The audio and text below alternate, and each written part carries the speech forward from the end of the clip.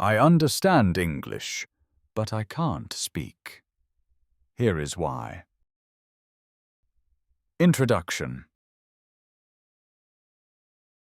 Does this situation sound familiar to you? You are watching a YouTube video in English. You understand the jokes. You understand the story. You feel smart. You think, wow, my English is great. I am fluent. But then you meet a foreigner, or you have a job interview. The person asks you, "So, what did you do this weekend?" Suddenly your brain stops working. You know the words, you know the grammar, you know exactly what you want to say, but the words are stuck in your throat. You open your mouth, and all that comes out is, weekend. Good, yes. You feel stupid. You feel frustrated. You think, why is this happening? Is something wrong with my brain? I have good news for you. You are not broken. You are not stupid. And you are not alone. This is the most common problem in language learning. It is called the passive-active gap. It feels like you are trapped inside your own head. You have a library of books in your mind, but the door is locked. In this video, we are going to unlock that door. I will explain the science of why you understand but cannot speak. I will show you the difference between recognition and recall. And most importantly, I will give you 3 practical steps to move your English from your brain to your mouth. Stop nodding in silence. Let's learn to speak. Chapter 1.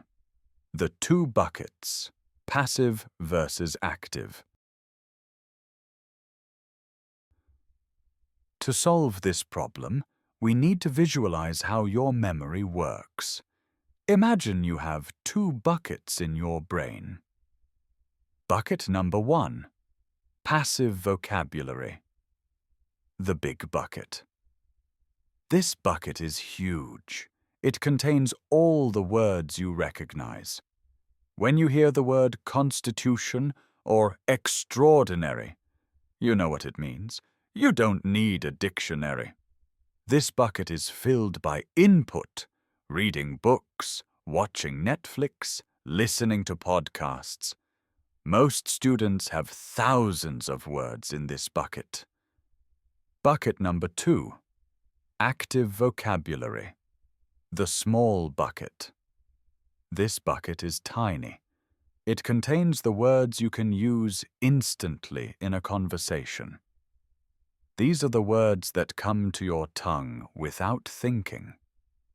For most people, this bucket only has basic words.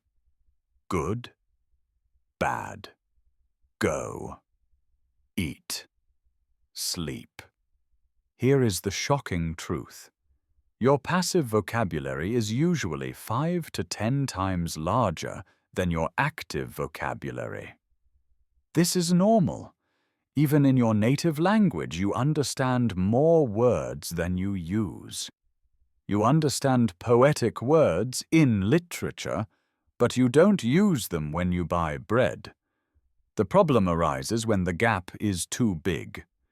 You feel frustrated because you judge your speaking ability by your listening ability. You think, I understand C1 level, so I should speak C1 level. No, you understand C1, but you speak B1. Accepting this gap is the first step to closing it. Chapter 2. Recognition versus production. Why is the gap so big? Why can't we just move words from the big bucket to the small bucket? Because input, listening, reading, and output, speaking, writing, use completely different parts of the brain. Let's use an analogy. Imagine you love music. You listen to a famous song on the radio. You know every note. You know exactly how it sounds. This is recognition. Passive. It is easy. Now imagine I give you a guitar and say, "Play that song." Can you do it? No. Why? You know the song. You can hear it in your head. You can't play it because your fingers don't know what to do. You haven't trained the muscle memory. Speaking English is a physical skill. It is not just mental information. It is the coordination of your lips, your tongue, your jaw, and your breath. When you listen, you are the audience. When you speak, you are the performer.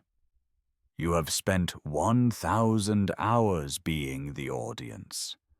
Input. You have spent maybe 50 hours being the performer. Output. Of course you can't play the song. This physical aspect is so important that I made a whole video about it called How to Train Your Mouth to Talk in English. If you feel like your tongue is heavy or clumsy, you need to watch that video to learn the physical exercises.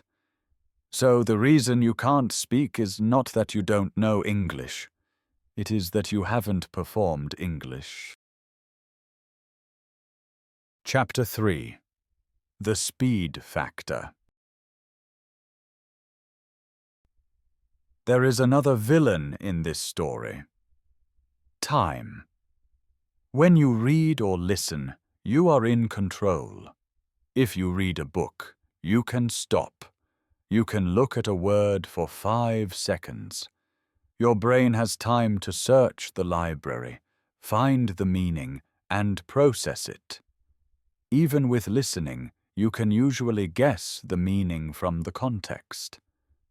But speaking is real time. When someone asks you a question, you have milliseconds to react. You don't have time to search the big library. You only have time to grab what is on the desk, your active vocabulary. If you try to find a complex word from your passive vocabulary, your brain freezes. This is the loading circle you see on a computer. Wait, this creates stress, and stress is the enemy of memory. When you are stressed, your brain releases cortisol. This chemical actually blocks your access to memory. So, the harder you try to find the perfect word, the more your brain locks the door. I talked about this stress in my video, The Job Interview Nightmare.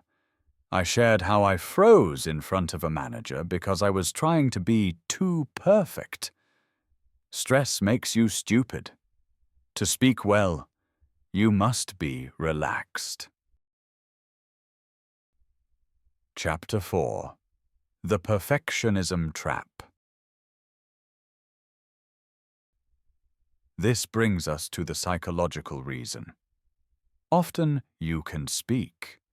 You just choose not to. Why? Because you are a perfectionist. You construct a sentence in your head. Brain. I went to the cinema. Critic. Wait, is it went or have gone? Is my pronunciation correct? What if I sound stupid? You judge the sentence before you say it, and if it is not perfect, you delete it. You reject your own English. You understand complex English, movies, articles. So, when you speak simple English, I go cinema, you feel ashamed. You think, this is baby talk. I am an adult. I should sound smarter. So you stay silent. You wait for the perfect sentence. But the perfect sentence never comes. The truth. Native speakers make mistakes all the time. Native speakers use simple words. Communication is not an exam. Nobody is giving you a grade. If you say, I beat apple, instead of I bought an apple, The other person understands you. That is success. Chapter 5. How to bridge the gap. Solution 1. Forced output. Okay, we know the problem. We have a huge passive bucket and a tiny active bucket. How do we move the words? We need forced output. You must force your brain to produce words without the help of a book or subtitles. Technique, the talk to yourself method. I used this when I was learning. I explain my full schedule in How I Learned English in 6 Months. But here is the quick version. You don't need a teacher to practice speaking. Narrate your life.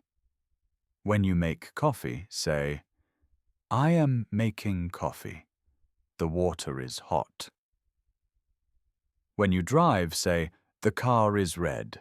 The traffic is bad.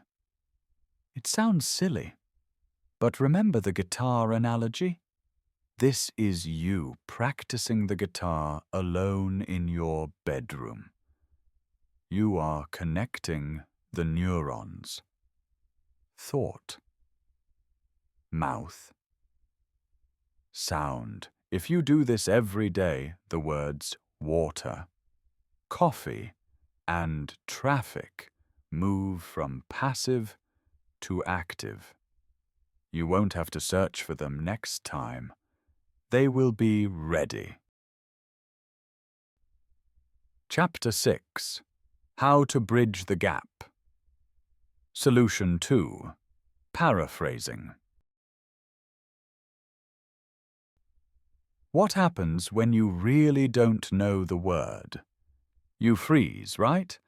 You need to learn the art of circumlocution, or paraphrasing. This means describing the word you don't know, using the words you do know. Imagine you forget the word umbrella. Don't stop speaking. Don't look at Google Translate. Describe it. The thing for the rain. The plastic roof I hold in my hand. Is it perfect English? No. Is it communication? Yes, this is how you survive. In my video, I stopped translating in my head after reading this. I talk about how this technique saves you from the translation trap. When you stop looking for the exact word and start describing the idea, your fluency skyrockets. You never get stuck because there is always another way to explain it. Chapter 7. How to bridge the gap. Solution 3. The shadow. Finally, the most powerful tool to turn passive into active. The shadow technique. We said earlier that your muscles need training. Shadowing is that training. You listen to a native speaker and you repeat after them immediately. You mimic their speed, their emotion, and their pronunciation. You are not analyzing the grammar. You are just copying the sound. Why does this help? Because you are using correct, complex English sentences with your own mouth. You are tricking your brain. Your brain hears your own voice speaking fluent English. It builds confidence. It builds muscle memory. After you shadow a phrase 50 times, that phrase is no longer in your passive bucket. It is in your active bucket. It is yours forever. For a full guide on how to do this step by step, watch my video, The Shadow Technique. It is the fastest way to close the gap. Conclusion.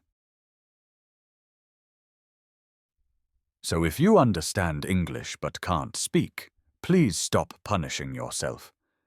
It is not a failure. It is a natural stage of learning. You have built a magnificent library of passive vocabulary. That is a great achievement. Be proud of it. Now, you just need to unlock the door. 1. Accept the gap. Don't expect to speak as well as you understand. 2. Practice output. Talk to yourself. Narrate your day. 3. Don't be perfect. Be simple. Be messy. Just communicate. 4. Use shadowing to train your muscles. Every time you speak, even if it is just one sentence, you are moving a drop of water from the big bucket to the small bucket. Keep pouring. One day the buckets will be equal. If this video made you feel better about your English, please hit the like button. If you are ready to start moving words into your active vocabulary, I highly recommend watching The Shadow Technique next. And if you struggle to keep words in your head in the first place, check out How to Remember Everything. What is the most frustrating situation where you understood everything but couldn't speak? Tell me your story in the comments. Speak soon. Bye.